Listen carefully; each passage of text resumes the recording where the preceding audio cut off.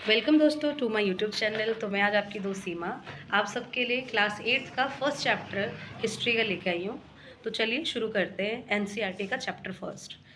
तो जो हमारा इतिहास का चैप्टर फर्स्ट है उसका नाम है प्रारंभिक कथन, कैसे, कब और कहाँ।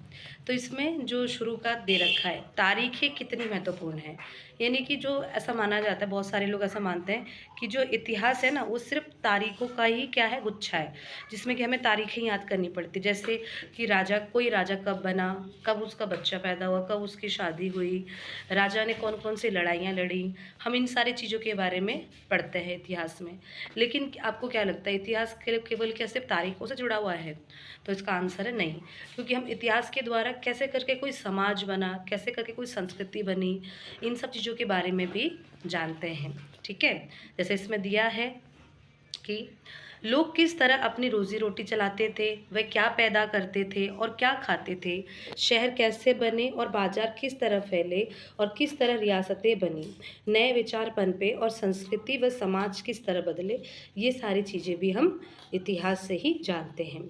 तो देखिए, ये जो लिप्टन ग्रीन टी है जो आजकल श्रद्धा कपूर देती है मतलब एडवर्टीजमेंट में, तो ये कब से आ रही है? 1922 से, है ना। और 1922 से इसका प्रचार वगैरह होता आया है। अगला है, आप इसमें पहले पेज में एक पिक्चर देख सकते हैं जिसमें ब्राह्मण लोग, जो ब्रिटेनिया है, जैसे भारत की माता होती है वैसे ब्रिटेनिया भी ब्रिटेन की माता या पिता होगी, ठीक है। तो उसको वो लोग क्या भेंट कर रहे हैं? वेद पुराण पे भेंट कर रहे हैं। यानी कि एक तरफ से ब्रिटेन वालों को बोल रहे हैं कि आप आइए और भारत की संस्कृति की रक्षा कीजिए। ठीक है, अब हम आगे बढ़ते हैं। कौन सी तारीखें? ठीक है, कुछ तारीखें क्या होती है हमारे लिए बहुत महत्वपूर्ण होती हैं, ठीक है, जिनके इर्द गिर्द ही हमारी पूरी इतिहास चलती है। ठीक है, जैसे भारत ने ब्रिटिश इतिहासकारों ने जो इतिहास लिखे उनमें हर एक गवर्नर जनरल का शासनकाल महत्वपूर्ण है। जैसे मुगल काल में जो मुगल दरबार में जो इतिहासकार थे, उन्होंने जो लेखक थे, उन्होंने जब लिखा तो वो मुगल राजा के हिसाब से लिखते थे कि अकबर, आपका औरंगजेब के काल के हिसाब से। वैसे ही जो अंग्रेज लोग थे उन्होंने इतिहास को कैसे लिखा? जनरल के हिसाब से, जो गवर्नर जनरल, कि कब वॉरेन हेस्टिंग आए, उसके बाद लॉर्ड वायसराय, माउंटबेटन, इन सब के बारे में लिखा। जैसे कि इसमें बताया गया कि जो प्रथम गवर्नर जनरल थे वो कौन थे? वॉरेन हेस्टिंग थे। ठीक है, उनके शासनकाल से ब्रिटिश शासनकाल हमारे देश में शुरू हुआ। ठीक है, और आखिरी वायसराय कौन थे हमारे? लॉर्ड माउंटबेटन के साथ जो ब्रिटिश शासनकाल था भारत में ख़त्म हुआ। अलग अलग अध्यायों में हम दूसरे गवर्नर जनरलों हेस्टिंग, वेलेजली, बेंटिंग और डलहौजी के बारे में पढ़ेंगे। यानी कि जो हमारी 8th की एनसीईआरटी है इसमें चैप्टर वाइज हम अलग अलग जो हमारे गवर्नर जनरल थे उनके बारे में पढ़ेंगे। Canning, Lawrence, Lytton, Ripon, Curzon, Hardinge, Irwin, ये सारे कौन थे? हमारे गवर्नर जनरल थे और वायसराय। ठीक है, आगे देखिए, इतिहास की इन किताबों में सारी तारीखों का महत्व इन अधिकारियों, उनकी गतिविधियों, नीतियों, उपलब्धियों के आधार पर ही तय होता था। यह ऐसे था मानो कि इन लोगों के जीवन से बाहर कोई ऐसी चीज़ नहीं थी जिसे जानना महत्वपूर्ण हो। ये अंग्रेजों के इतिहास के पॉइंट ऑफ व्यू से, ठीक है। इन लोगों के जीवन का क्रम ब्रिटिश भारत के इतिहास में अलग अलग अध्यायों के विषय बन जाता था। आगे देखिए, जब हम इतिहास या कोई कहानी लिखते हैं तो उसे टुकड़ों या अध्यायों में बांट देते हैं। हम ऐसा क्यों करते हैं? ऐसा इसलिए किया जाता है ताकि हर अध्याय से कुछ सामंजस्य रहे और इसका कहानी को कुछ मतलब पता चले। यानी कि हम हर अध्याय को क्या करते हैं? एक अध्याय से जोड़ के लिखते हैं।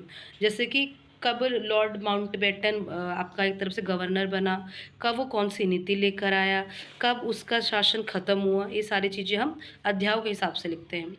हम अवधियाँ कैसे तय करते हैं? ठीक है, 1817 में जो स्कॉटलैंड के अर्थशास्त्री या राजनीतिज्ञ थे उनका नाम था जेम्स मिल।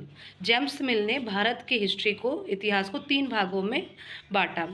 ठीक है, और उन्होंने एक बुक लिखी, a history of British India, यानी कि ब्रिटिश भारत का इतिहास। तो ये कहाँ के लेखक थे? स्कॉटलैंड के थे। ठीक है, कब लिखा था इन्होंने? 1817 को लिखा था एक बुक जिसका नाम क्या था? A history of British India. और उसको इन्होंने कितने भागों में बांटा? 3। ठीक है, पहला भाग था हिंदू, दूसरा भाग था मुस्लिम और तीसरा था ब्रिटिश। इन 3 कालखंडों में बांटा था। कालखंडों को इस निर्धारण को ज़्यादातर लोगों ने मान लिया। ठीक ठीक है। तो देखो जैसे पहले हिंदू लोगों का राज था, इसलिए उसने पहले हिंदू में बांटा, बाद में मुस्लिम, जैसे जो सल्तनत पीरियड आ गया, तुम्हारा मुगलों का पीरियड आ गया तो मुस्लिम, और बाद में फिर तीसरे नंबर पे कौन आ गए थे, ब्रिटिशर्स आ गए थे। ठीक है, देखिए भारत में अंग्रेजों के आने से पहले यहाँ हिंदू और मुसलमान तानाशाही का ही राज चलता था। यहाँ चारों ओर केवल धार्मिक बैर, जातिगत बंधनों और अंधविश्वासों का ही बोलबाला था। मिल की राय में ब्रिटिश शासन भारत को सभ्यता की राह पर ले जा सकता था। इस काम के लिए जरूरी था कि भारत में यूरोपीय शिष्टाचार, कला, संस्थानों और कानूनों को लागू किया जाए। बेटा मिल का क्या मानना था कि जो भारत है वो कैसा है, जंगली है। भारत में ना लोग, भारत के लोगों को संस्कृति का कुछ पता नहीं है, वो खाली आपस में धर्म के नाम पे लड़ते रहते हैं, ऐसा मिल का मानना था, जेम्स मिल का। तो उसने क्या बोला कि भारत को ब्रिटेन से सीखना चाहिए कि कैसे करके अच्छे से रहते हैं, कैसे क्या कला है, संस्थान है, कैसे कानून को लागू किया जाता है।